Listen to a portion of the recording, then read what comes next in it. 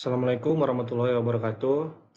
Halo, perkenalkan nama saya Jigri Abdul Hakim dengan NIM 22032006. Pada video kali ini saya akan membahas salah satu konsep manajemen modern yang sangat penting dalam dunia bisnis dan industri, yaitu Total Quality Management atau disingkat TQM. TQM bukan hanya tentang mutu produk, tapi juga tentang budaya organisasi yang selalu berorientasi pada perbaikan, berkelanjutan, dan kepuasan pelanggan. CQM muncul karena perubahan besar dalam dunia industri setelah Perang Dunia Kedua. Saat itu, Jepang yang hancur karena perang justru bangkit menjadi negara industri unggul, terutama karena mereka menerapkan sistem manajemen mutu yang luar biasa. Contoh kasus awal yaitu Toyota menjadi contoh paling sukses dengan filosofi Kaizen, perbaikan terus-menerus, mereka mampu mengalahkan perbaikan besar Amerika dalam hal efisiensi dan kualitas. Sejarah singkat TQM, di mana pada tahun 1950, konsep manajemen kualitas modern berkembang di Jepang pasca Perang Dunia Kedua, dipelopori oleh W. Edwards Deming dan Joseph Juran. Pada tahun 1970-an, Jepang sukses dengan TQM, terutama di industri otomotif seperti Toyota dan Honda. Pada tahun 1980-an, Amerika dan Eropa mulai mengadopsi TQM setelah menyadari daya saing produk Jepang lebih tinggi. Sekarang, TQM menjadi filosofi penting dalam manajemen mutu di berbagai sektor, seperti manufaktur, jasa, kesehatan, pendidikan, hingga pertanian atau agribisnis. Nah, setelah kita memahami sejarah singkat TQM pada slide sebelumnya, sekarang mari kita masuk pada inti konsepnya. Apa sebenarnya yang dimaksud dengan Total Quality Management atau yang biasa disebut TQM? Nah, secara sederhana, Total Quality Management berarti manajemen kualitas secara total. Tapi jangan salah, kata total di sini tidak sekedar berarti keseluruhan dalam arti jumlah, melainkan menunjukkan keterlibatan seluruh aspek organisasi, mulai dari pimpinan tertinggi sampai karyawan paling bawah, dari strategi perusahaan hingga proses terkecil di lapangan, semuanya diarahkan pada satu tujuan besar, yaitu memenuhi dan melampaui harapan pelanggan. Jadi TQM bukan hanya sekumpulan prosedur atau standar yang harus diikuti, tetapi merupakan filosofi organisasi, sebuah cara berpikir, budaya kerja, dan sistem yang menanamkan kesadaran mutu ke dalam setiap tindakan, keputusan, dan interaksi di dalam perusahaan. Dalam TQM, ada tiga kata kunci yang perlu kita perhatikan: total, quality, dan manajemen. Total berarti menyeluruh, melibatkan semua bagian organisasi tanpa terkecuali, tidak hanya divisi produksi, tapi juga pemasaran, keuangan, sumber daya manusia, bahkan bagian kebersihan sekalipun. Quality berarti berkualitas, dalam arti luas, bukan hanya kualitas produk, tapi juga kualitas proses pelayanan, komunikasi, dan kepuasan pelanggan. Manajemen berarti bagaimana seluruh sumber daya, manusia, teknologi, waktu, dan informasi dikelola secara sistematis untuk mencapai mutu terbaik. Jadi, ketika tiga kata ini digabungkan, TQM menjadi suatu sistem manajemen yang menyatukan semua orang, semua proses, dan semua tujuan organisasi ke arah peningkatan kualitas yang berkelanjutan. Fokus utama dari TQM adalah pelanggan, bukan lagi sekedar memproduksi barang bagus, tapi memastikan bahwa barang atau layanan tersebut benar-benar sesuai dengan kebutuhan dan keinginan pelanggan. Inilah pergeseran besar dalam dunia bisnis modern dahulu. Dahulu, perusahaan berorientasi pada produk. Yang penting barang bagus menurut produsen. Namun dengan TQM, orientasinya bergeser menjadi pelanggan. Yang penting barangnya bagus menurut pelanggan. Karena pada akhirnya keberlangsungan bisnis ditentukan oleh seberapa puas pelanggan terhadap apa yang kita berikan. Selain berorientasi pada pelanggan, TQM juga merupakan strategi jangka panjang membangun loyalitas. Dengan kualitas yang konsisten dan pelayanan yang memuaskan, pelanggan tidak hanya membeli sekali, tetapi kembali lagi, dan bahkan merekomendasikan kepada orang lain. Dalam jangka panjang, hal ini menciptakan siklus positif, kualitas, kepuasan, loyalitas, keuntungan, investasi ulang, dan kualitas makin tinggi. Jadi, TQM bukan strategi sesaat untuk memperbaiki mutu, tetapi sebuah komitmen organisasi seumur hidup untuk terus berkembang dan menjadi lebih baik. Salah satu hal yang paling menonjol dalam TQM adalah keterlibatan seluruh karyawan. Artinya, peningkatan mutu tidak bisa hanya datang dari manajer atau pemimpin puncak, tapi juga dari ide-ide inisiatif dan tindakan setiap individu dalam organisasi. Seorang operator di pabrik misalnya harus merasa memiliki tanggung jawab terhadap kualitas produk yang dihasilkan. Jika ia menemukan cacat atau kesalahan, ia tidak boleh diam, justru harus berani melapor dan memberi masukan. Budaya seperti inilah yang membuat perusahaan Jepang seperti Toyota menjadi sangat kuat. Konsep penting lainnya dalam TQM adalah continuous improvement atau perbaikan berkelanjutan. Dalam TQM tidak ada kata cukup baik. Setiap hari selalu ada peluang untuk menjadi lebih baik, baik dalam proses kerja, efisiensi waktu, penggunaan bahan baku maupun pelayanan pelanggan. Jadi TQM mendorong semangat Kaizen, sebuah filosofi Jepang yang berarti perbaikan kecil yang dilakukan terus-menerus. Contoh kasus nyata yang saya ambil yaitu sebagai contoh, mari kita lihat penerapan TQM di perusahaan global seperti Toyota. Mereka memiliki sistem bernama Toyota Production System yang pada dasarnya adalah implementasi dari prinsip TQM. Setiap karyawan di jalur produksi memiliki hak untuk menghentikan seluruh proses jika menemukan cacat produk. Bayangkan, satu tombol kecil di jalur produksi bisa menghentikan ribuan unit mobil, tapi bagi Toyota itu lebih baik daripada membiarkan satu mobil cacat sampai ke tangan pelanggan. Contoh lainnya yaitu dari industri makanan cepat saji seperti McDonald's. TQM diterapkan dalam standar bahan baku, waktu penyajian, hingga kebersihan dapur. Itulah mengapa rasa burger di Jakarta, Tokyo, dan New York rasa sama, karena standar kualitasnya dijaga dengan sistematis dan konsisten. Dan saya mengambil contoh di dunia agribisnis, yaitu TQM mulai banyak diterapkan misalnya pada koperasi petani kelapa sawit atau pengolah hasil pertanian. Melalui pendekatan TQM, mereka mengatur SOP panen, waktu pengangkutan TBS, kadar air, hingga kebersihan alat panen agar mutu tetap terjaga. Hasilnya, pabrik menerima bahan baku dengan kualitas tinggi, petani mendapatkan harga yang lebih baik, dan perusahaan mendapat kepercayaan pasar. Jadi dari pengertian ini kita bisa menyimpulkan bahwa TQM adalah sebuah strategi manajemen yang berorientasi pada pelanggan, melibatkan seluruh anggota organisasi, dan berfokus pada perbaikan berkelanjutan agar produk dan layanan selalu mencapai standar kualitas tertinggi. Dengan kata lain, TQM adalah jalan panjang menuju keunggulan bersaing, di mana mutu bukan lagi sekedar target, tetapi budaya yang hidup dalam setiap denyut organisasi. Nah, setelah kita tahu apa itu TQM, selanjutnya kita akan membahas tujuan dan manfaat penerapan sistem ini dalam berorganisasi. Mengapa TQM begitu penting dan bagaimana dampaknya terhadap kinerja perusahaan. Mari kita lanjut. Nah, sekarang setelah kita memahami apa itu Total Quality Management, pertanyaannya adalah mengapa organisasi perlu menerapkannya? Apa sih tujuan utamanya dan manfaat nyata apa yang bisa diperoleh dari TQM? Nah, pada saat ini saya akan membahas dua hal penting, yaitu tujuan penerapan TQM dan manfaat yang dihasilkan. Dua aspek ini saling berhubungan. Tujuannya adalah arah yang ingin dicapai, sedangkan manfaat adalah hasil yang diperoleh setelah TQM berjalan dengan baik.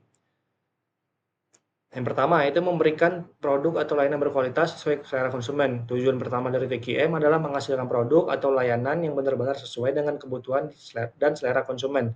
Di era sekarang, pelanggan bukan hanya membeli produk karena fungsinya, tapi juga karena pengalaman, kepercayaan, dan nilai tambah yang mereka rasakan. Contohnya, perusahaan seperti Apple tidak hanya menjual ponsel, tapi menjual kualitas pengalaman, mulai dari kemasan, desain, hingga pelayanan jual. Semua detail itu adalah hasil penerapan prinsip TQM, di mana setiap proses dijaga agar konsisten dengan ekspektasi pelanggan. Dalam konteks agribisnis, misalnya pabrik pengolahan CPO atau crude palm oil menerapkan TQM untuk memastikan mutu minyak sawit selalu stabil, mulai dari kadar asam lemak, warna, hingga aroma. Karena mereka tahu pasar internasional menuntut standar kualitas yang ketat. Jadi TQM membantu petani dan pabrik memastikan produk mereka layak bersaing di pasar global. Yang kedua, membangun loyalitas terhadap brand atau layanan. Tujuan kedua adalah membangun loyalitas pelanggan. TQM bukan hanya sekedar membangun pelanggan puas sekali, tetapi membuat mereka ingin kembali. Perusahaan yang konsisten menjaga kualitas akan menumbuhkan rasa percaya.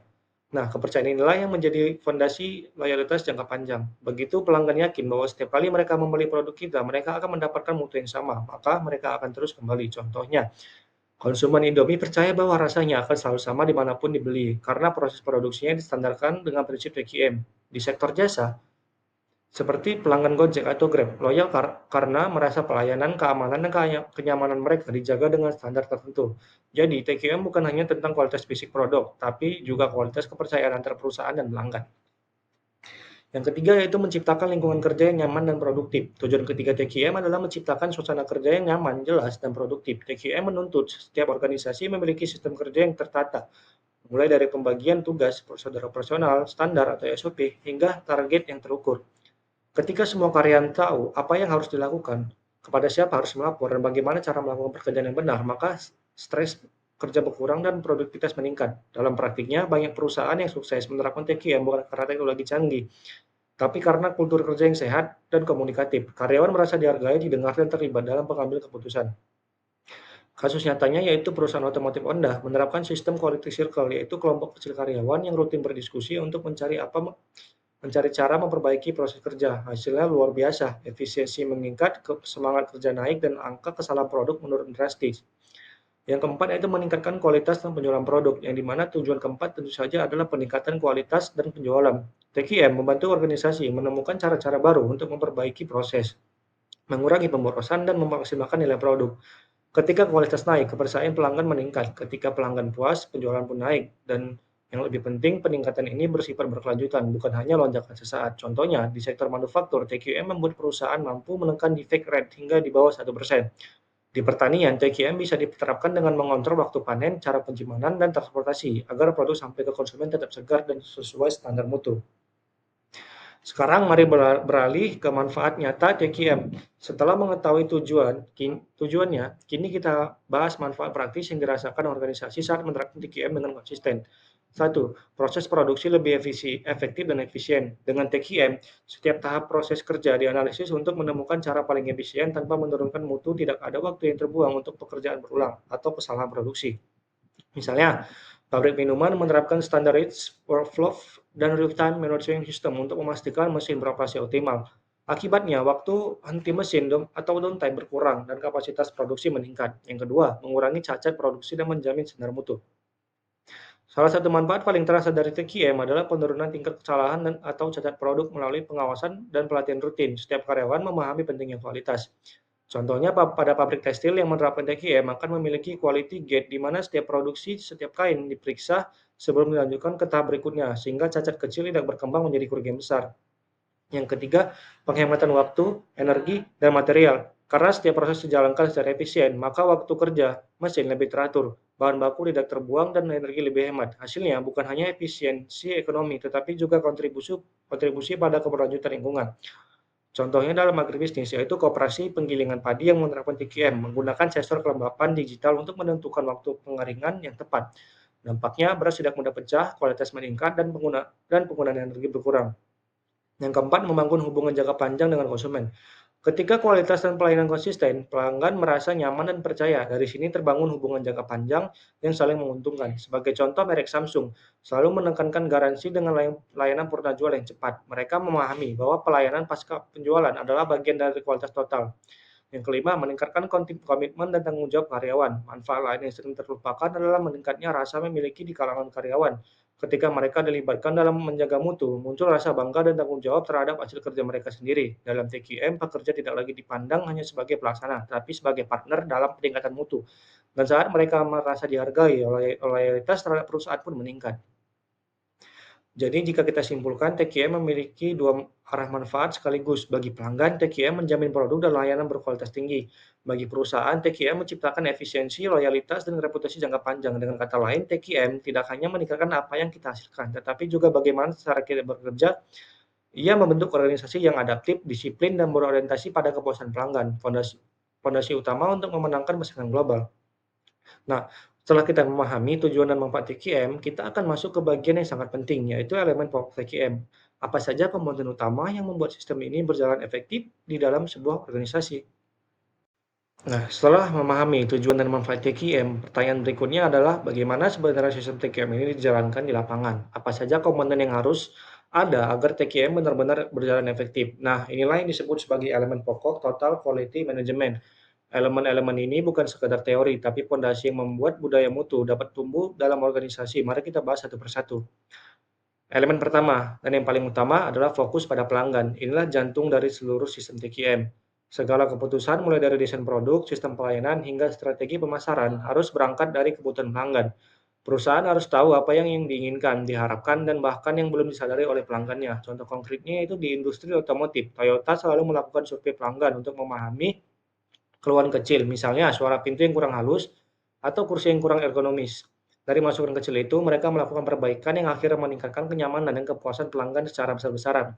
Di sektor jasa seperti hotel dan restoran, fokus pada pelanggan berarti melatih staf agar mampu memberikan pelayanan yang ramah, cepat, dan responsif. Dalam konteks agribisnis, pabrik pengolahan sawit atau kopi yang menerapkan TQM selalu menyesuaikan kualitas produknya dengan permintaan pasar, baik kadar air, warna, maupun aroma. Karena mereka tahu kepuasan pelanggan bukan hanya tentang produk bagus, tapi juga konsistensi dan kepercayaan. Dengan kata lain, pelanggan bukan lagi objek, tapi mitra utama dalam menciptakan mutu.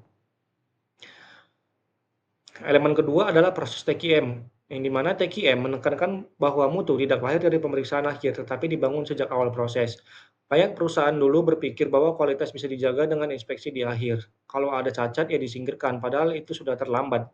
TQM merubah pola pikir ini, mutu harus dijaga di setiap langkah, dari input hingga output. Analogi sederhananya, bayangkan membuat kue. Kalau kita salah menakar tepung dari awal, hasil akhirnya tidak akan bisa diperbaiki, meskipun di oven sudah sempurna. Begitu pula dalam TQM, proses yang salah akan menghasilkan produk yang tidak sesuai standar. Contoh nyatanya di industri elektronik seperti Sony menerapkan in-process control di mana setiap tahap produksi diperiksa sebelum dilanjutkan. Di sektor agribisnis, koperasi kakao melakukan pemeriksaan kadar fermentasi dan kelembapan sebelum biji dikeringkan agar mutu akhir tetap tinggi. Jadi TQM mengajarkan bahwa hasil yang baik lahir dari proses yang baik, bukan dari perbaikan di akhir. Elemen ketiga adalah integrasi sistem, artinya semua komponen organisasi, mulai dari visi, misi, strategi, hingga kebijakan operasional harus saling terhubung dan mendukung tujuan mutu.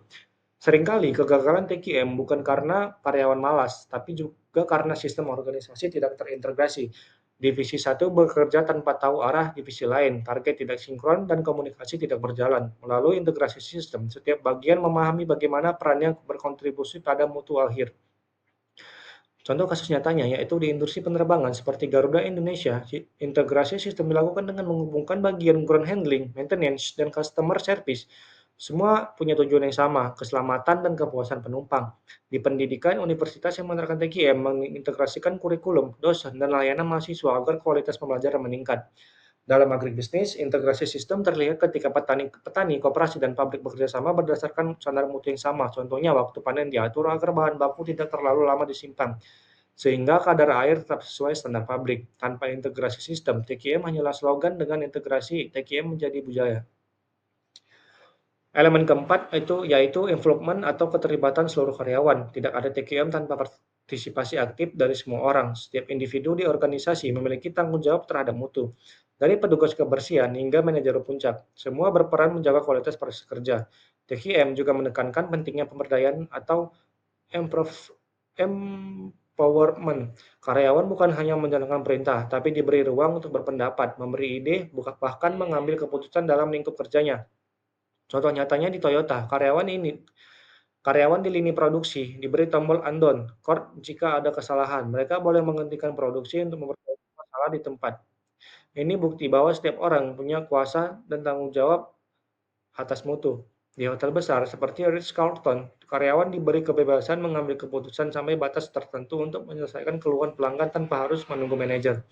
Dalam dunia agribisnis, petani yang menjadi mitra perusahaan diberi pelatihan dan kesempatan untuk ikut menentukan standar panen. Mereka bukan hanya pemasok bahan baku, tapi bagian dari sistem kualitas perusahaan.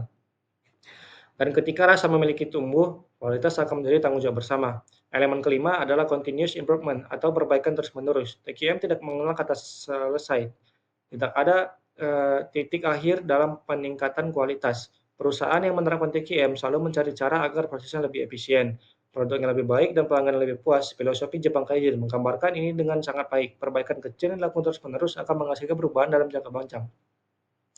Contoh nyatanya di Toyota, setiap karyawan wajib mengajukan minimal satu ide perbaikan setiap bulan. Hasilnya, ratusan ribu ide muncul setiap tahun dan sebagian besar diterapkan. Di sektor makanan atau Nestle, melakukan evaluasi rutin terhadap resep, kemasan, dan cara distribusi untuk terus meningkatkan pengalaman pengalaman pelanggan. Dalam agribisnis, petani melakukan perbaikan kecil setiap musim tanam, seperti mengganti bibit lebih unggul, menyesuaikan dosis, pupuk, atau memperbaiki sistem irigasi. Meskipun sederhana, hasil akhirnya bisa meningkatkan produktivitas secara signifikan. Elemen keenam adalah pengambilan keputusan yang berbasis data. Dalam TQM, setiap keputusan harus didukung oleh bukti nyata, bukan sekadar institusi atau kebiasaan. Data yang akurat memungkinkan organisasi mengetahui apa yang sebenarnya terjadi. Apakah mutu meningkat, apa penyebab masalah, dan langkah apa yang paling efektif untuk memperbaiki. Contoh, di pabrik elektronik, penggunaan Statistical Process Control atau SPC membantu manajer melihat pola cacat produk sebelum terjadi masalah besar. Di dunia pendidikan, universitas menggunakan data hasil survei mahasiswa untuk memperbaiki kurikulum dan layanan akademik. Dalam agribisnis, data seperti kadar rendemen TBS, kadar asam lemak bebas, atau produktivitas per hektar digunakan untuk menganalisis kinerja dan menentukan strategi peningkatan mutu. Intinya, data adalah dasar logika dari setiap keputusan dalam TQM. Elemen ketujuh, yaitu komunikasi. TQM tidak akan berhasil tanpa komunikasi yang terbuka, jujur, dan dua arah. antara pimpinan dan karyawan. Komunikasi yang baik memastikan setiap orang memahami tujuan perubahan dan tanggung jawab mereka. Selain itu, komunikasi juga menjadi sarana untuk menyampaikan ide, kritik, masukan dari bawah ke atas. Contoh nyatanya di Unilever, setiap karyawan memiliki sesi open discussion mingguan untuk menyampaikan ide atau masalah di lapangan. Dalam bisnis pertanian, kelompok tani yang menerapkan TQM mengadakan rapat rutin untuk mengevaluasi proses panen dan distribusi. Komunikasi yang efektif membangun kepercayaan, dan kepercayaan adalah dasar budaya kualitas. Elemen terakhir adalah pendekatan yang strategis dan sistematis. TQM bukan dijalankan asal-asalan, tapi melalui perencanaan jangka panjang yang jelas dan terukur. Organisasi harus memiliki visi misi dan strategi mutu yang disusun dengan pendekatan ilmiah. Semua kegiatan dari pelatihan karyawan hingga inovasi produk harus sejalan dengan rencana besar tersebut.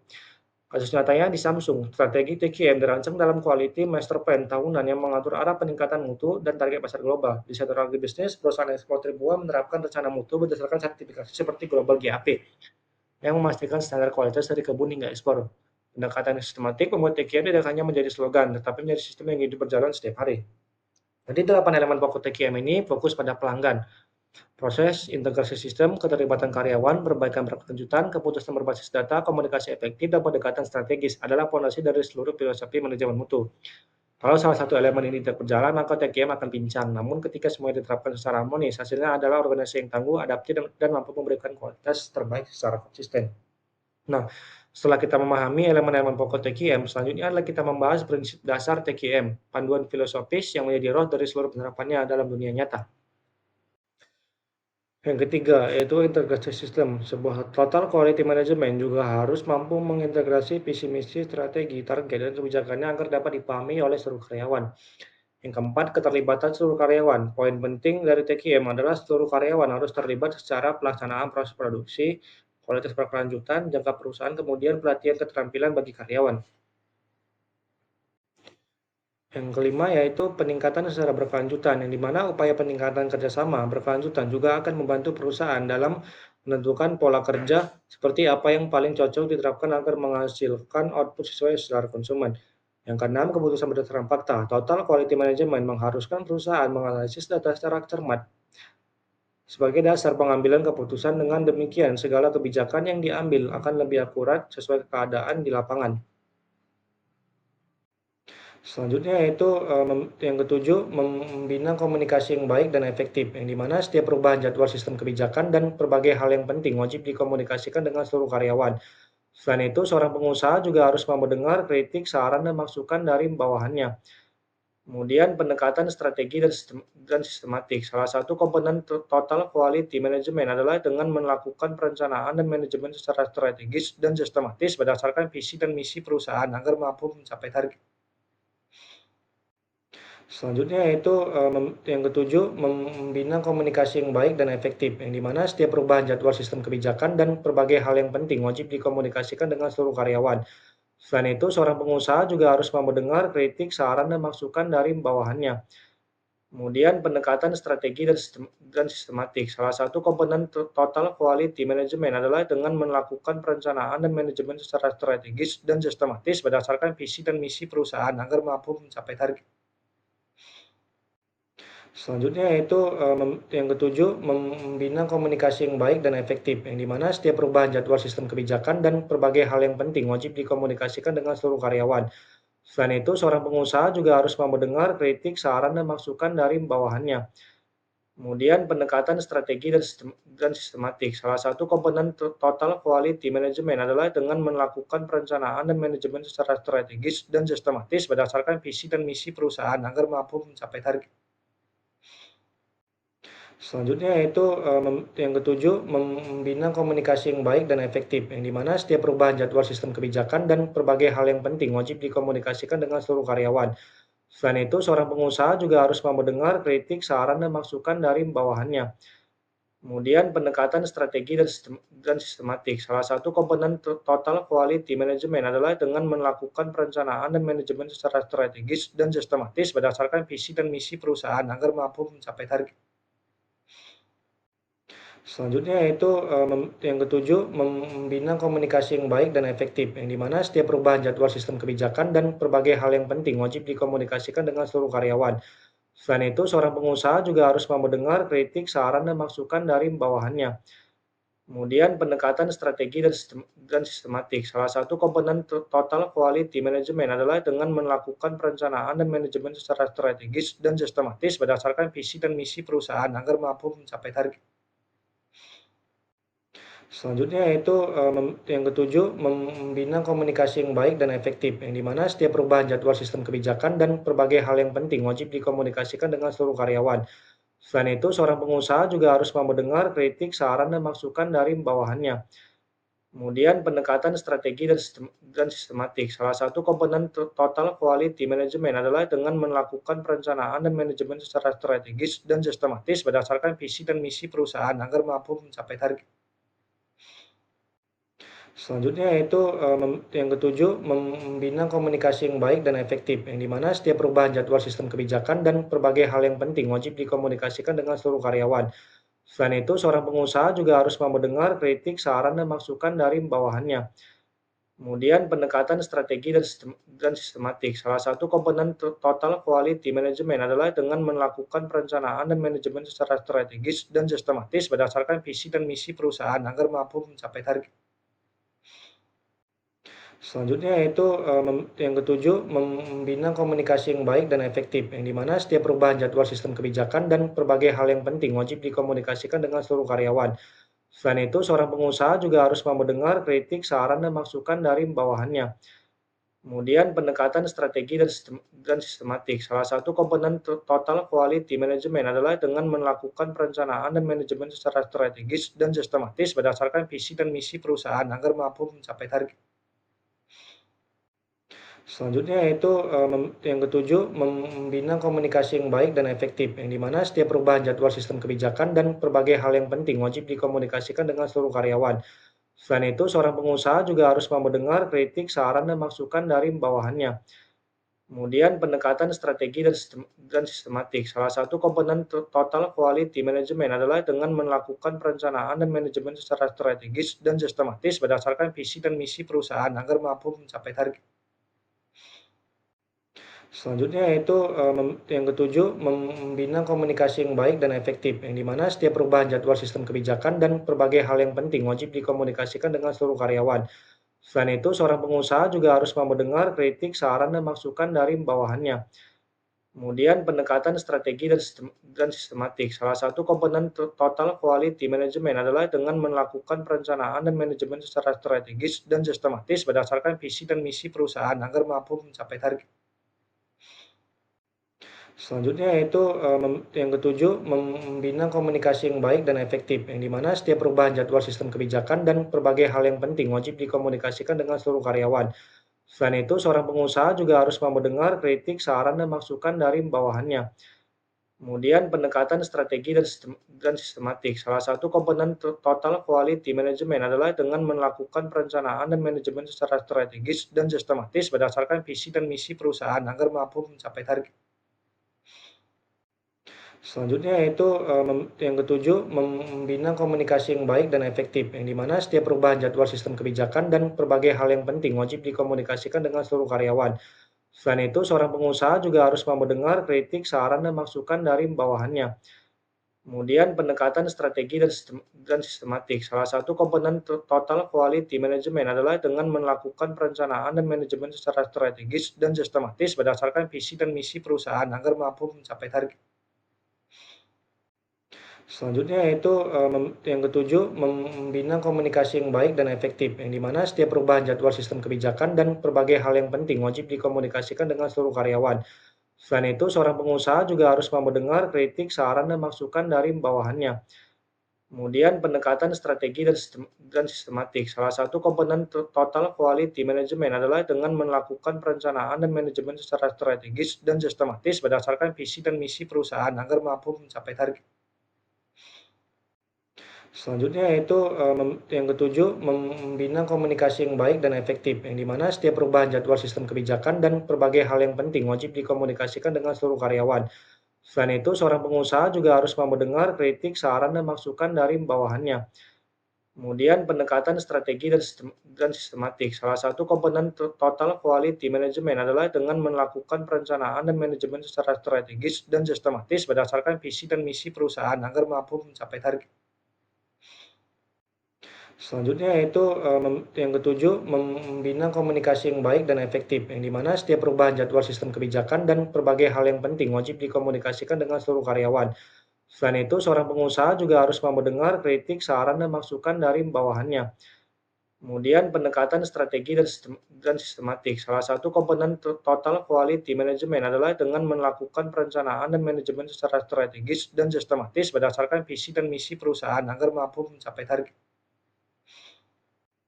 Selanjutnya yaitu, yang ketujuh, membina komunikasi yang baik dan efektif, yang di mana setiap perubahan jadwal sistem kebijakan dan berbagai hal yang penting wajib dikomunikasikan dengan seluruh karyawan. Selain itu, seorang pengusaha juga harus mau mendengar kritik, saran, dan masukan dari bawahannya. Kemudian pendekatan strategi dan sistematik. Salah satu komponen total quality management adalah dengan melakukan perencanaan dan manajemen secara strategis dan sistematis berdasarkan visi dan misi perusahaan agar mampu mencapai target. Selanjutnya yaitu, yang ketujuh, membina komunikasi yang baik dan efektif, yang di mana setiap perubahan jadwal sistem kebijakan dan berbagai hal yang penting wajib dikomunikasikan dengan seluruh karyawan. Selain itu, seorang pengusaha juga harus mau mendengar kritik, saran, dan masukan dari bawahannya. Kemudian pendekatan strategi dan sistematik. Salah satu komponen total quality management adalah dengan melakukan perencanaan dan manajemen secara strategis dan sistematis berdasarkan visi dan misi perusahaan agar mampu mencapai target. Selanjutnya yaitu, yang ketujuh, membina komunikasi yang baik dan efektif, yang di mana setiap perubahan jadwal sistem kebijakan dan berbagai hal yang penting wajib dikomunikasikan dengan seluruh karyawan. Selain itu, seorang pengusaha juga harus mau mendengar kritik, saran, dan masukan dari bawahannya. Kemudian pendekatan strategi dan sistematik. Salah satu komponen total quality management adalah dengan melakukan perencanaan dan manajemen secara strategis dan sistematis berdasarkan visi dan misi perusahaan agar mampu mencapai target. Selanjutnya yaitu, yang ketujuh, membina komunikasi yang baik dan efektif, yang di mana setiap perubahan jadwal sistem kebijakan dan berbagai hal yang penting wajib dikomunikasikan dengan seluruh karyawan. Selain itu, seorang pengusaha juga harus mau mendengar kritik, saran, dan masukan dari bawahannya. Kemudian pendekatan strategi dan sistematik. Salah satu komponen total quality management adalah dengan melakukan perencanaan dan manajemen secara strategis dan sistematis berdasarkan visi dan misi perusahaan agar mampu mencapai target. Selanjutnya yaitu, yang ketujuh, membina komunikasi yang baik dan efektif, yang di mana setiap perubahan jadwal sistem kebijakan dan berbagai hal yang penting wajib dikomunikasikan dengan seluruh karyawan. Selain itu, seorang pengusaha juga harus mau mendengar kritik, saran, dan masukan dari bawahannya. Kemudian pendekatan strategi dan sistematik. Salah satu komponen total quality management adalah dengan melakukan perencanaan dan manajemen secara strategis dan sistematis berdasarkan visi dan misi perusahaan agar mampu mencapai target. Selanjutnya yaitu, yang ketujuh, membina komunikasi yang baik dan efektif, yang di mana setiap perubahan jadwal sistem kebijakan dan berbagai hal yang penting wajib dikomunikasikan dengan seluruh karyawan. Selain itu, seorang pengusaha juga harus nah, kalau pada bagian sebelumnya kita sudah membahas elemen-elemen TQM, yaitu hal-hal yang harus ada agar sistemnya bisa berjalan. Ini kita akan membahas prinsip-prinsip TQM, yaitu nilai-nilai dasar atau filosofi yang menjadi pedoman setiap organisasi dalam menerapkan TQM. Prinsip-prinsip ini adalah jiwa dari TQM. Kalau elemen adalah tubuhnya, maka prinsip adalah ruh yang menghidupkan seluruh sistem. Prinsip pertama dan yang paling penting adalah fokus pada pelanggan. Seluruh organisasi harus menyadari bahwa keberadaannya tergantung pada pelanggan. Pelanggan di sini bukan hanya tapi juga pelanggan internal seperti rekan kerja, atasan, atau divisi lain yang menerima hasil kerja kita. Jadi setiap orang dalam organisasi punya pelanggan untuk dilayani. Contoh nyatanya yaitu di perusahaan otomotif seperti Toyota, kepuasan pelanggan menjadi ukuran utama kinerja. Mereka bahkan memiliki indikator khusus bernama Customer Satisfaction Index untuk mengukur seberapa puas pelanggan terhadap setiap model mobil. Dalam sektor jasa, seperti Bank BCA memastikan pelayanan cepat dan aman di seluruh cabangnya karena tahu bahwa kecepatan dan kepercayaan adalah inti kepuasan nasabah. Di sektor agribisnis, pelanggan bisa berarti pabrik pengolahan yang membeli hasil petani, maka petani yang memahami prinsip ini akan berusaha agar menjaga mutu hasil panennya agar sesuai standar pasar. Fokus pada pelanggan artinya tidak hanya membuat produk yang bagus menurut kita, tetapi bagus menurut mereka yang membutuhkannya. Prinsip kedua yaitu keterlibatan semua orang. Dalam TQM, kualitas bukan hanya tanggung jawab bagian kontrol mutu atau manajer produksi, tetapi tanggung jawab setiap orang di organisasi. Setiap individu punya peran dalam menjaga mutu, dari resepsionis yang pertama menyapa pelanggan, operator mesin di pabrik, hingga manajemen puncak. Semua berkontribusi terhadap citra dan hasil organisasi. Contoh nyatanya di Ritz-Carlton Hotel, setiap karyawan diberi kewenangan hingga $2.000 untuk menyelesaikan keluhan pelanggan tanpa menunggu izin atasan. Ini bentuk kepercayaan total yang mendorong tanggung jawab individu terhadap mutu layanan. Di Toyota, budaya stop the line, berhenti produksi jika ada kesalahan, menunjukkan betapa semua karyawan memiliki kendali atas kualitas. Dalam agribisnis, keterlibatan bisa berarti petani dilibatkan dalam menentukan standar kualitas buah, waktu panen, atau metode penyimpanan, bukan hanya menerima perintah dari perusahaan besar. Ketika setiap orang merasa punya peran, maka kualitas bukan lagi tugas, tapi menjadi kebanggaan bersama. Prinsip ketiga adalah pendekatan proses. TQM mengajarkan bahwa hasil berkualitas tinggi hanya bisa diperoleh dari proses yang dikendalikan dengan baik. Pendekatan proses berarti melihat pekerjaan sebagai rangkaian langkah yang saling berhubungan, bukan aktivitas terpisah. Setiap tahapan saling mempengaruhi dan kesalahan kecil di awal bisa menyebabkan kerugian besar di akhir. Contoh, di industri makanan seperti Nestle, setiap tahap mulai dari penerimaan bahan baku, pengolahan, hingga pengemasan memiliki SOP dan standar kualitas tersendiri.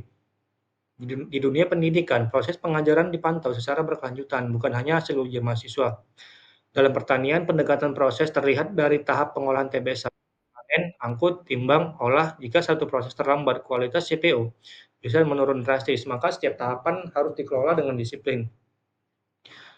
Prinsip keempat, perbaikan berkelanjutan atau dikenal dengan istilah Kaizen. Filosofinya sederhana, tidak ada proses yang sempurna, selalu ada ruang untuk menjadi lebih baik. TQM mendorong semua orang untuk mencari cara baru yang lebih efisien, lebih cepat dan berkualitas. Perbaikan tidak harus besar, bahkan perubahan kecil yang dilakukan konsisten bisa berdampak luar biasa.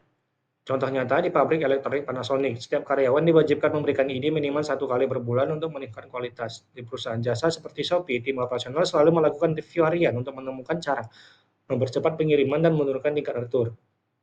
Dalam agribisnis, petani kelapa sawit yang setiap musim mencoba menyesuaikan dosis pupuk, pola tanam, dan manajemen panen sedang menerapkan prinsip continuous improvement. Mereka tidak diam di tempat, tapi harus belajar dari pengalaman. Dengan prinsip ini, organisasi seperti organisme hidup selalu tumbuh, belajar, dan beradaptasi.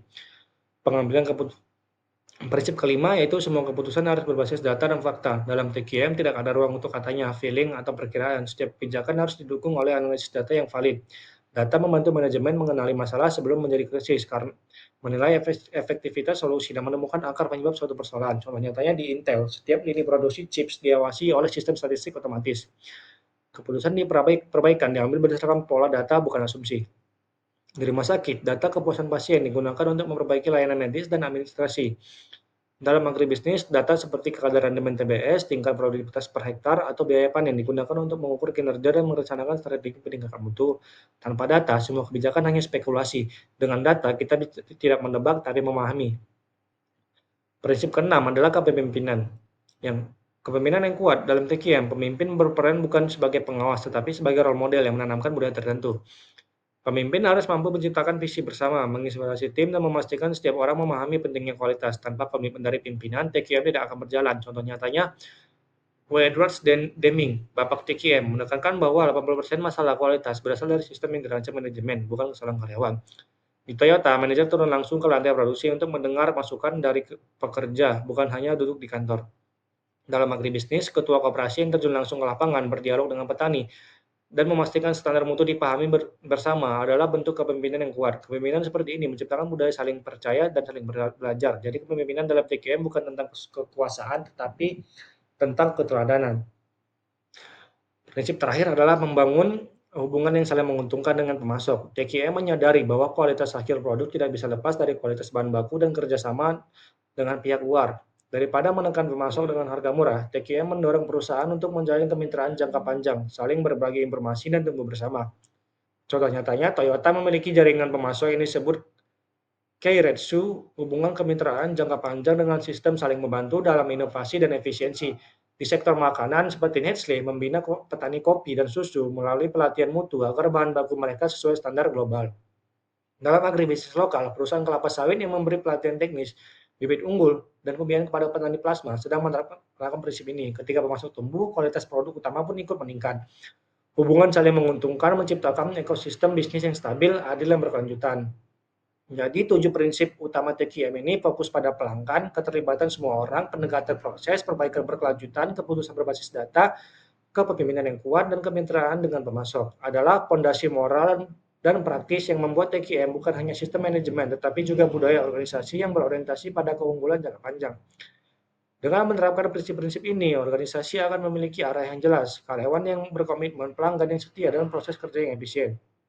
Nah, setelah kita memahami prinsip-prinsip dasar TQM, kita akan lanjut ke bagian berikutnya, yang membahas perangkat TQM, yaitu alat dan metode yang digunakan untuk mengimplementasikan prinsip ini dalam praktik nyata. Nah, setelah kita membahas prinsip-prinsip dasar TQM, kini kita masuk ke bagian yang lebih praktis, yaitu bagaimana TQM diimplementasikan dalam kegiatan sehari-hari di perusahaan. Nah, inilah yang kita sebut perangkat TQM, atau alat bantu utama untuk menjalankan sistem manajemen kualitas secara efektif. Salah satu perangkat paling terkenal dan fundamental dalam TQM adalah siklus PDCA, Plan, DO, Check, dan Act. Asal-usul PDCA, konsep PDCA diperkenalkan oleh W. Edward Deming, tokoh yang sangat berpengaruh dalam pengembangan TQM. Oleh karena itu, siklus ini sering juga disebut Deming Cycle atau Deming Well. PDCA menggambarkan sebuah proses berpikir sistematis yang digunakan oleh organisasi untuk melakukan perbaikan berkelanjutan atau continuous improvement. Dengan PDCA, perusahaan tidak hanya menyelesaikan masalah, tetapi juga mencegah yang muncul kembali. Makna filosofis PDCA. PDCA bukan sekedar langkah teknis, tapi juga filosofi kerja. Ia mengajarkan bahwa setiap peningkatan mutu dimulai dari perencanaan yang matang, dilanjutkan dengan pelaksanaan, kemudian dievaluasi, dan akhirnya diperbaiki agar siklusnya berjalan terus-menerus. Bayangkan, PDCA seperti roda yang berputar. Setiap putaran membawa organisasi ke tingkat kualitas yang lebih tinggi. Langkah pertama dalam PDCA adalah plan atau merencanakan. Di tahap ini, organisasi mengidentifikasi masalah, menganalisis akar penyebabnya, menentukan tujuan peningkatan, serta merancang langkah-langkah konkret untuk mencapainya. Plan adalah fondasi dari seluruh siklus. Kalau tahapan perencanaan lemah, maka tahap berikutnya akan goyah. Langkah-langkah dalam tahap plan biasanya mencakup yang pertama, mengidentifikasi kebutuhan pelanggan dan masalah mutu. Yang kedua, mengumpulkan data dan informasi pendukung. Yang ketiga, menetapkan sasaran yang ingin dicapai atau target mutu. Yang keempat, menentukan metode dan strategi peningkatan. Contoh nyatanya di proses otomotif Toyota, tahap plan mencakup analisis data keluhan pelanggan untuk menemukan pola masalah, misalnya getaran pada rem. Dari situ mereka merancang solusi desain terbaru. Di industri makanan seperti Nestle, tahap plan mencakup survei pasar untuk menyesuaikan rasa produk dengan preferensi konsumen di tiap negara. Dalam agribisnis, misalnya, koperasi sawit ingin meningkatkan kualitas TBS yang dikirim petani. Tahap plan meliputi analisis kadar air, waktu panen, dan transportasi. Hasilnya, mereka menetapkan SOP panen maksimal 24 jam dari pemotongan ke pabrik untuk menjaga kualitas. Setelah rencana disusun, langkah berikutnya adalah DO atau melaksanakan. Tahap ini merupakan penerapan nyata dari rencana yang sudah dibuat. Pada tahap ini, semua pihak yang terlibat harus memahami tugasnya dan menyelesaikan sesuai standar yang telah disepakati. Biasanya tahap DO juga mencakup pelatihan karyawan agar setiap orang mampu menjalankan tugasnya sesuai prosedur. Contoh nyatanya di Samsung, tahap DO diterapkan melalui pilot project, proyek uji coba skala kecil sebelum diterapkan ke seluruh lini produksi. Tujuannya agar kesalahan bisa dideteksi lebih awal. Di sektor jasa seperti rumah sakit, tahap DO dilakukan dengan menerapkan SOP pelayanan baru kepada pasien, misalnya prosedur antrian digital atau waktu respons dokter. Dalam agribisnis, koperasi petani menerapkan SOP panen baru yang telah dirancang pada tahap plan. Misalnya panen pagi hari untuk menghindari kenaikan suhu buah. Pelaksanaan ini disertai pelatihan dan pembagian jadwal ke semua anggota. Langkah ketiga adalah cek, yaitu memeriksa dan mengevaluasi hasil pelaksanaan. Tahap ini sangat penting karena menentukan apakah rencana yang dijalankan benar-benar efektif. Di sini, organisasi melakukan pengukuran dan analisis terhadap hasil kerja, membandingkan dengan target yang sudah ditetapkan di tahap plan. Kalau hasilnya belum sesuai, maka dilakukan investigasi untuk menemukan penyebabnya. Contoh nyatanya di Toyota, tahap cek dilakukan melalui sistem quality control circle, di mana karyawan melakukan evaluasi rutin untuk memastikan standar kualitas terpenuhi. Di Starbucks, mereka menggunakan survei pelanggan dan data penjualan harian untuk mengecek apakah perubahan resep atau layanan berdampak positif. Dalam agribisnis, tanpa cek bisa berupa pemeriksaan kadar FFA atau Free Fatty Acid pada CPO, pengecekan kadar air pada hasil panen, atau evaluasi waktu pengiriman. Jika hasil masih di luar standar, dilakukan analisis untuk mengetahui apa yang harus diperbaiki. Cek membantu organisasi melihat kenyataan di lapangan, bukan sekedar apa yang tertulis dalam rencana. Langkah terakhir dalam PDCE adalah X, yaitu melakukan tindakan korektif dan standarisasi. Setelah melakukan evaluasi, organisasi menentukan langkah perbaikan untuk meningkatkan hasil. Jika rencana sebelumnya terbukti efektif, maka hasil tersebut distandarkan menjadi SOP baru. Namun, jika masih ada kekurangan, maka dilakukan perbaikan dan siklus PDCA diulang kembali. X memastikan bahwa perbaikan yang telah berhasil tidak hanya sekali, tapi menjadi bagian permanen dari budaya kerja. Contoh nyata, di Panasonic, setelah menemukan metode baru yang meningkatkan efisiensi produksi, hasil tersebut langsung dimasukkan ke manual kerja resmi agar ditetapkan di semua lini pabrik. Di hotel, perubahan dalam sistem pelayanan pelanggan yang meningkatkan kepuasan akan dijadikan kebijakan permanen.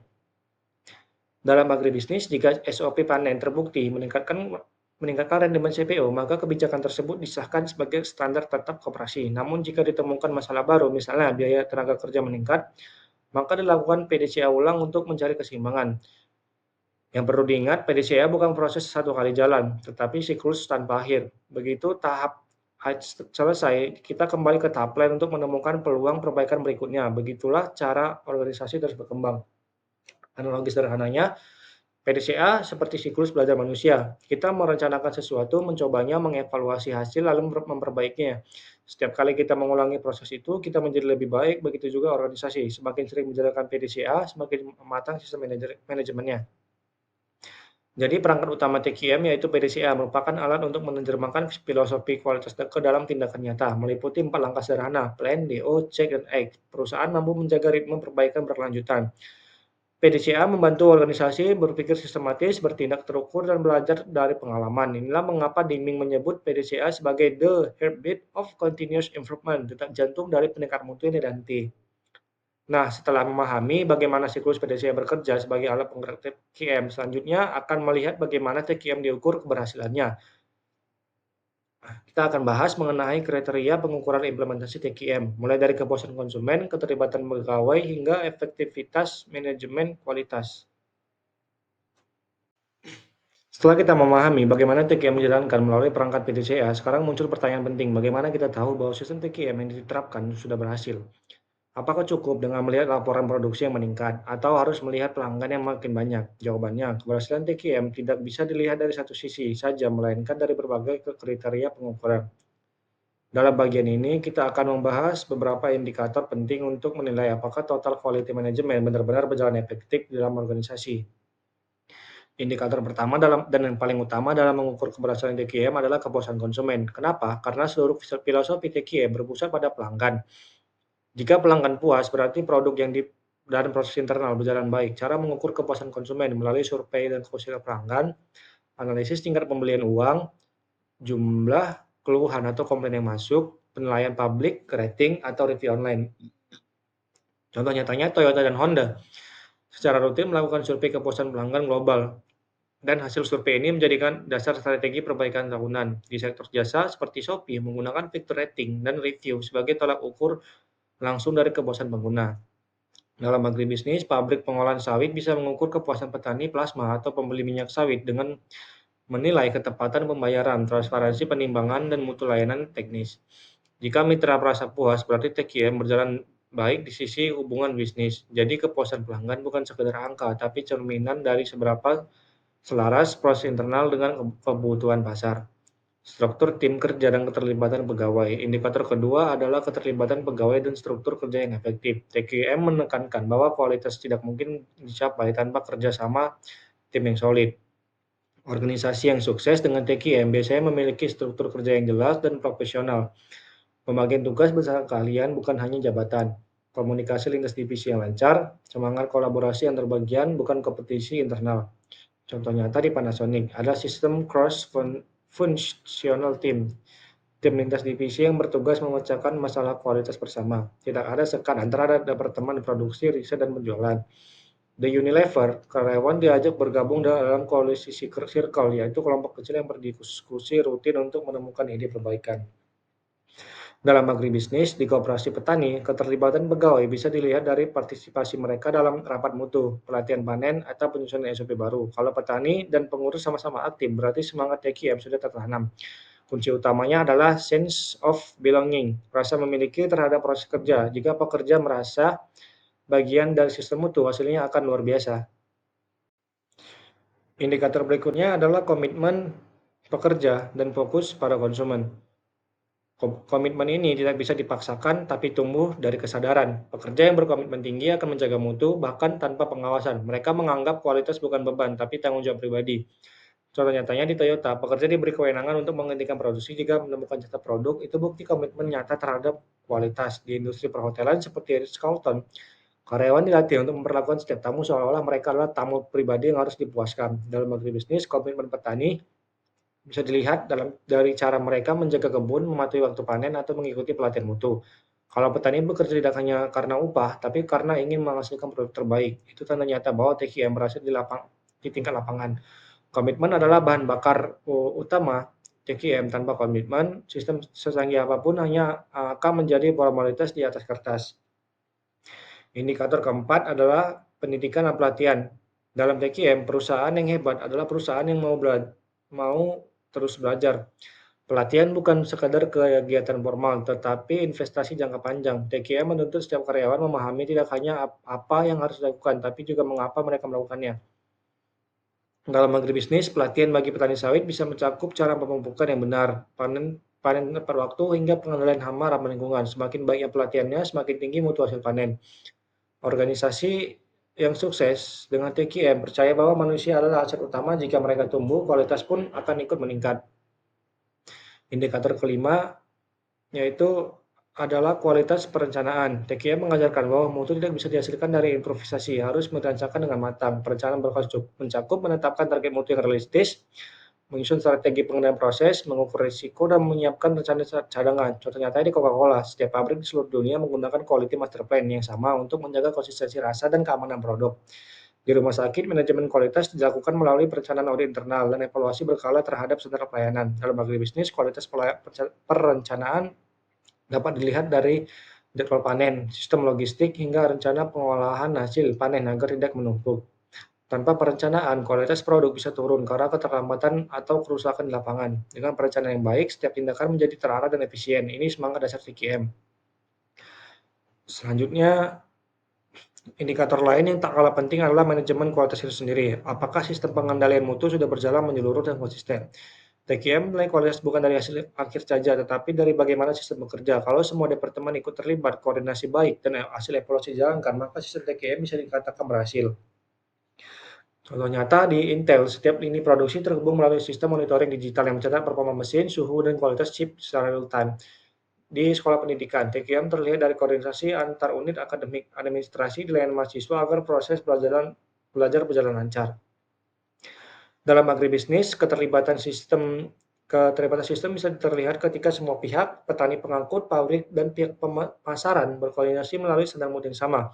Misalnya, semua pihak mematuhi batas waktu 24 jam dari panen ke pengolahan. Sistem yang baik membuat setiap elemen bekerja selaras. Kalau satu bagian gagal, seluruh sistem akan terganggu, dan itulah mengapa manajemen kualitas perlu dijaga secara kolektif. Jadi, dari semua indikator tadi, kita bisa simpulkan bahwa keberhasilan TQM diukur bukan hanya dari angka penjualan, tetapi dari perubahan budaya kerja dan tingkat kepuasan seluruh pihak yang terlibat, baik pelanggan, karyawan, maupun mitra bisnis. Inti dari pengukuran TQM adalah keseimbangan. Kepuasan pelanggan meningkat, pegawai termotivasi dan terlibat, proses efisien konsisten, kualitas perencanaan matang, sistem kerja terkoordinasi.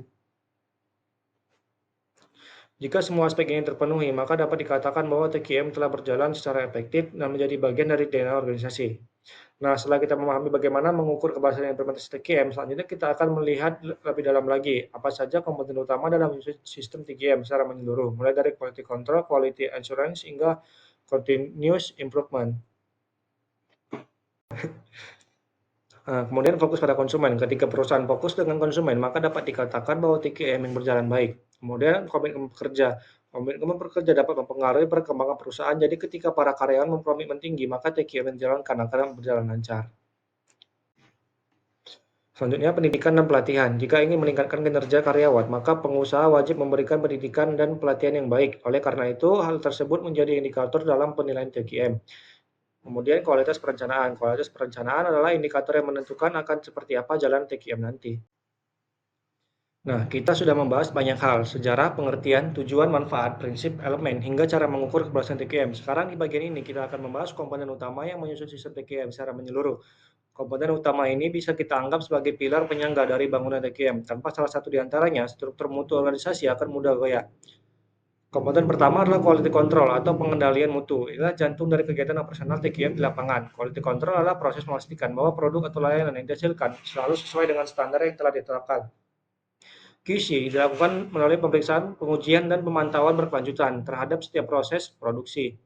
Tujuan QC yaitu menemukan dan mencegah kesalahan sebelum produk sampai ke pelanggan, mengontrol variasi dalam proses produksi, menjamin kesesuaian antara hasil dan spesifikasi. Contoh nyatanya di pabrik elektronik Sony, QC dilakukan dengan uji fungsional terhadap komponen sebelum dirakit menjadi produk akhir. Di sektor makanan seperti Nestle, QC melibatkan pengujian laboratorium untuk memeriksa kandungan gizi dan keamanan produk. Dalam agribisnis, quality control bisa berupa pemeriksaan kualitas TBS di lapangan, memastikan bahwa tidak terlalu matang, tidak busuk, dan tidak mengandung kotoran. Dengan kontrol yang baik, hasil olahan seperti CPO akan memiliki kadar asam lemak yang rendah dan warna sesuai standar ekspor. Intinya, QC adalah garis pertahanan pertama untuk menjaga reputasi kepercayaan pelanggan. Kemudian komponen kedua adalah quality assurance atau jaminan mutu. Kalau QC berfokus pada pemeriksaan hasil, maka QA berfokus pada sistem prosesnya. Quality assurance adalah langkah strategis untuk memastikan bahwa seluruh sistem kerja sudah dirancang agar menghasilkan produk berkualitas tinggi secara konsisten. QA bukan lagi soal memeriksa produk yang sudah jadi, tetapi memastikan prosesnya benar sejak awal. Perbedaannya sederhana, yaitu QC sama dengan apakah produk ini sesuai standar, QA, apakah sistem kita sudah menjamin produk selalu sesuai standar? Contohnya di Toyota, QA dilakukan dengan penerapan standardized work, di mana setiap proses produksi memiliki panduan detail yang harus diikuti semua operator. Di rumah sakit, QA dilakukan melalui audit rutin terhadap prosedur medis untuk memastikan keamanan pasien. Dalam agribisnis, quality assurance bisa berarti memastikan SOP panen, penyimpanan, dan transportasi yang sudah disusun dan dijalankan secara konsisten oleh petani dan pekerja. Dengan begitu, hasil panen selalu stabil tanpa bergantung pada keberuntungan. QA adalah sistem perlindungan kualitas yang mencegah kesalahan sebelum terjadi. Komponen ketiga adalah continuous improvement atau peningkatan berkelanjutan. Ini adalah roh atau TQM itu sendiri. Tidak ada sistem yang sempurna dan tidak ada proses yang tidak bisa ditingkatkan. Oleh karena itu, TQM menanamkan semangat Kaizen, yaitu memperbaiki sedikit demi sedikit setiap hari. Filosofi continuous improvement, setiap orang bisa berkontribusi, perbaikan kecil lebih baik daripada perubahan besar yang jarang dilakukan. Fokus bukan pada penyalahkan, tapi pada memperbaiki sistem. Contoh nyatanya di Toyota, karyawan diminta memberikan ide perbaikan setiap bulan. Hasilnya puluhan ribu ide diterapkan setiap tahun. Di sektor makanan, McDonald's selalu melakukan riset kecil untuk meningkatkan efisiensi pelayanan seperti sistem dapur, service system yang legendaris. Dalam agribisnis, perbaikan berkelanjutan bisa berarti memperbarui metode penanaman, mengatur waktu panen yang optimal, atau menerapkan sistem pengeringan lebih efisien untuk menjaga mutu biji kopi atau gabah. Continuous improvement membuat organisasi tetap hidup, adaptif, dan tidak cepat puas. Komponen keempat adalah pemberdayaan karyawan. TQM percaya bahwa kualitas tidak mungkin dicapai tanpa manusia yang memiliki tanggung jawab terhadap pekerjanya. Pemberdayaan berarti memberi kepercayaan, pelatihan, dan uang bagi karyawan untuk berpikir, berinovasi, dan mengambil keputusan. Contoh nyatanya di Ritz-Carlton Hotel, setiap karyawan diberi kewenangan penuh untuk mengambil keputusan yang dapat meningkatkan kepuasan tamu tanpa perlu menunggu instruksi manajer. Di Toyota, pekerja lini produksi diberi hak menghentikan jalur perakitan jika mendeteksi masalah tanpa takut disalahkan. Dalam agribisnis, pemberdayaan bisa dilakukan dengan memberikan pelatihan kepada petani, kesempatan untuk mengusung inovasi atau informasi pasar. Ketika petani merasa dilibatkan, mereka akan lebih disiplin menjaga mutu. Dengan kata lain, quality is everyone's responsibility. Kualitas adalah tanggung jawab semua orang, bukan hanya bagian kontrol. Dan akhirnya komponen terakhir sekaligus tujuan utama TQM adalah customer satisfaction, kepuasan pelanggan. Seluruh komponen TQM, QC, dan QA perbaikan berkelanjutan. Pemberdayaan karyawan pada akhirnya bermuara pada satu hal, menciptakan pelanggan yang puas dan loyal. Contoh nyatanya Apple tidak hanya muncul teknologi, tapi pengalaman kepuasan pelanggan itulah ukur utama kesuksesan mereka. Unilever memastikan kepuasan pelanggan melalui inovasi produk yang ramah lingkungan dan layanan purna jual. Dalam agribisnis, kepuasan pelanggan bisa berarti pembeli merasa produk pertanian yang mereka terima berkualitas, segar, dan sesuai permintaan. Misalnya ekspor buah tropis, memastikan setiap kiriman tiba tepat waktu dengan standar kematangan yang pas. Hasil dan penerapan TQM dari kebun hingga pelabuhan. Jika pelanggan puas, mereka akan kembali dan pelanggan yang kembali akan tanda bahwa sistem TQM berjalan dengan baik. Kelima komponen ini, quality control, quality assurance, continuous improvement, employee improvement, dan customer satisfaction bekerja saling melengkapi. Mereka membentuk siklus yang tidak pernah berhenti. Karyawan yang diberdayakan menjaga mutu sistem QA, memastikan proses berjalan benar, QC memverifikasi hasil, pelanggan puas, lalu muncul ide perbaikan baru dan siklus berlanjut. Begitulah TQM menjadi organisasi agar terus tumbuh, efisien, dan dipercaya. Jadi kalau kita simpulkan dari seluruh pembahasan hari ini, total TQM, total quality management atau TQM, bukan sekadar sistem atau prosedur, tetapi sebuah budaya organisasi. Budaya untuk selalu belajar, memperbaiki, dan memberikan yang terbaik. TQM menuntut keterlibatan semua pihak dari pimpinan hingga karyawan paling bawah. Ia mendorong kita berpikir sistematis, berorientasi pada pelanggan, dan berani berinovasi dan untuk menciptakan mutu yang berkelanjutan. Dalam dunia modern, termasuk agribisnis, pendidikan dan pelayanan publik, TQM menjadi kunci untuk membangun kepercayaan kepercayaan yang berkelanjutan. Karena pada akhirnya kualitas hanya bukan tentang produk yang sempurna, tapi tentang rasa tanggung jawab dan dedikasi manusia di baliknya.